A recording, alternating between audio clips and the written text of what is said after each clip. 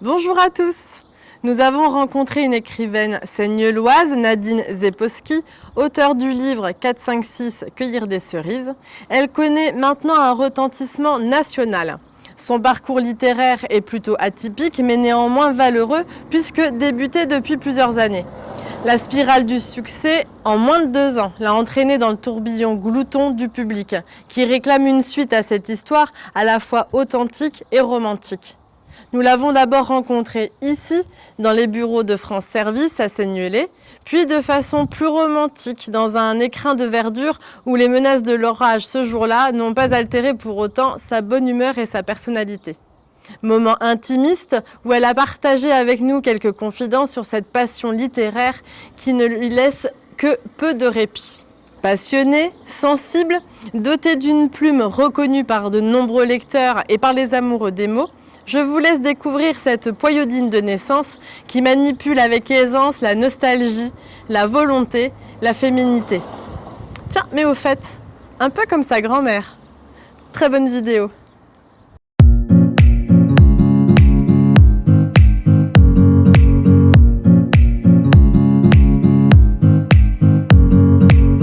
Désormais le plaisir de recevoir Nadine Zeposki, écrivaine passionnée, originaire de Seignelay. Alors j'habite Seignelay et je suis originaire de Toussy, mais tout ça c'est dans Lyon. Tout à fait. Merci voilà. Nadine d'être avec nous aujourd'hui. Alors on va parler de votre roman effectivement 4-5-6 Cueillir des cerises, mais pas que. Alors pour en venir du coup concrètement à votre roman, il a obtenu un succès local, puis départemental, puis régional, ce qui a incité votre éditeur à ouvrir les portes du rayon national. Et avec combien de livres vendus maintenant ? Alors c'est vrai que bon, moi le but lors du lancement c'était d'atteindre on va dire le Graal des 1000 lecteurs sur une durée assez courte qui était un peu plus d'une année, et ce qui est a priori un objectif qui est difficilement atteignable quand on est anonyme et puis vraiment écrivain amateur, on va dire. Donc ce but a été atteint de façon même étonnante pour moi, parce qu'il y a eu aidé quand même par des médias locaux. J'ai participé à des salons, donc c'est vrai qu'il y a eu une visibilité du livre qui a effectivement certainement drainé derrière, je pense les gens sont un phénomène de bouche à oreille, mais la suite, ça reste du domaine un peu du mystère finalement. Les gens se sont emparés du livre, pas à mon corps défendant, mais disons que c'était pas mon but premier. Moi au départ j'écrivais de façon beaucoup plus intimiste. Il y a un phénomène de discrétion au départ, et c'est vrai que l'écriture c'est un exercice qui est plutôt, on est avec soi-même, et la publication c'est une autre aventure en fait. Donc j'ai découvert ça pendant les 2 ans en arrière. Voilà. Alors justement quand vous dites 2 ans en arrière, c'est depuis quand concrètement vous avez commencé la littérature, ça fait combien d'années maintenant ? Alors c'est presque gênant de le dire, mais j'ai commencé la rédaction du roman l'année de mes 18 ans en fait, et j'avais quand même pendant 2-3 ans pris tout un tas de notes. Je discutais beaucoup avec ma grand-mère qui me racontait finalement ses propres 18 ans, et j'avais gardé toutes ces petites notes. C'était au moment de la préparation de mon bac, donc ça collait bien, hein. Je faisais des notes de révision, et puis j'avais aussi mes petites notes en me disant je ferai un livre un jour.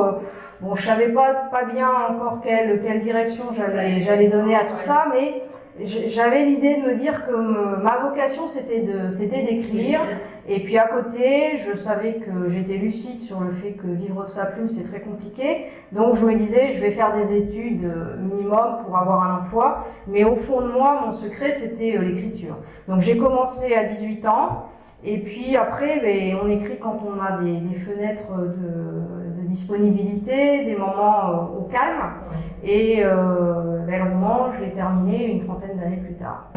Mon seul regret c'était que ma grand-mère ne soit plus parmi nous pour vivre ce moment-là, donc du coup ça s'est fait avec mes parents, mon frère, c'est lui qui m'a ouvert ce chemin vers cette solution d'édition.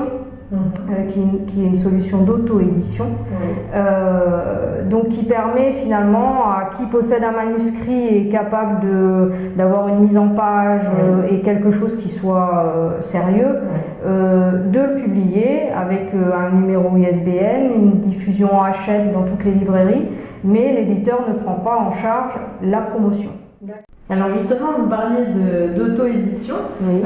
Est-ce que vous avez eu quand même, on va dire, les conseils et l'accompagnement d'un coach, ou est-ce que vous avez eu, qui a partagé justement ce moment? Alors, pas du tout. C'est-à-dire, c'est vraiment, ce livre est un produit brut, authentique, artisanal. Par contre, le fait d'avoir publié le livre m'a fait rencontrer tout un tas finalement d'auteurs, des personnes qui ont publié chez des éditeurs, etc., au détour d'un salon du livre ou autre. J'écris un deuxième roman actuellement. J'ai en tête, ma démarche est donc bien sûr différente. Celui-ci, c'est le livre de la première fois, quoi. Alors justement, vous parlez d'un deuxième livre. Vous travaillez actuellement, vous êtes cadre dans une entreprise industrielle. Oui. Alors justement, comment vous passez une journée de travail, de famille, parce que vous êtes mariée, vous avez des enfants? Oui, c'est ça. Alors entre la vie de maman, la vie de femme active, de travail, comment vous organisez sur une journée pour pouvoir... Voilà, donc ça c'est vrai que c'est l'équation qui est infernale en fait, et puis j'ai l'impression de courir toujours après ce moment-là. C'est pour ça que ce livre a mis si longtemps finalement à voir le jour. C'est que sur toute la partie, le début de ma vie de jeune femme, le fait d'avoir des enfants me laissait moins de moments de disponibilité. Donc j'ai toujours écrit en général à ma pause du midi. Et puis au moment des vacances quand c'était possible. J'ai été depuis le début accompagnée par mon mari, on se connaît depuis qu'on est adolescent, donc il connaît lui vraiment l'importance de l'écriture pour moi. En fait voilà, la difficulté c'est de trouver un moment donné où on est finalement tout seul. Par contre, heureusement, j'ai pas de difficulté pour passer d'un univers dans l'autre, c'est-à-dire je sors de mon travail avec mes préoccupations professionnelles et instantanément, donc au début c'était des petits cahiers, maintenant c'est un ordinateur, mais instantanément j'arrive c'est comme si on appuyait sur un interrupteur, je sais pas comment ça marche, mais je plonge dans, un peu comme quand on lit un livre, dedans, voilà.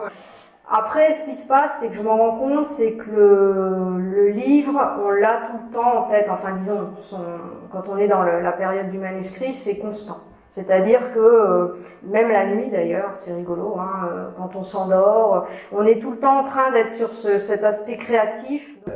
Quand ce roman a été publié, derrière, je m'étais dit, je vais écrire sur autre chose. Ça fait 30 ans que je suis sur cette thématique des années 20, ça y est, j'ai fait je suis arrivée au bout.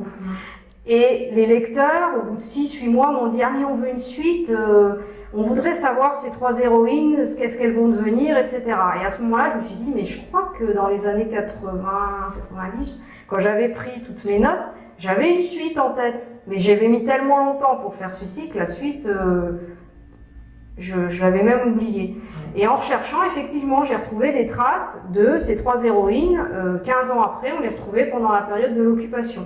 Donc je me suis dit, vis-à-vis de ces lecteurs, ces nouvelles rencontres, je me dois finalement de faire cette suite. Et puis vis-à-vis aussi de ma grand-mère, parce que j'avais des choses, j'avais de la matière.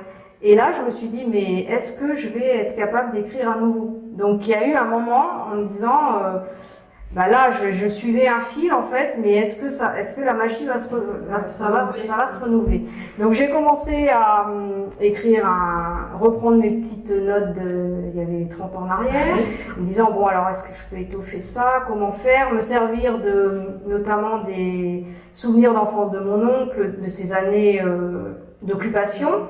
Et puis j'attendais de me lancer, mais alors je tournais autour toujours du plan du livre, et il n'y avait rien qui démarrait vraiment. Pour répondre à votre question, une nuit en fait je me suis réveillée et j'ai repensé à la chanson de Clara Luciani que j'écoutais en boucle à ce moment-là, donc c'était l'année dernière, en 2020. Le titre, ça doit être nu. Et à un moment donné, elle dit j'ai ôté le rose à mes joues et je suis venue vers toi. Donc je vous épargne la mélodie. Et alors là, c'était la révélation. Et là, pour le coup, j'ai allumé la lumière, j'ai pris un petit carnet et j'ai noté. Et c'est ces phrases-là, enfin cette phrase précisément, qui m'a vraiment, ça a ouvert les vannes du reste.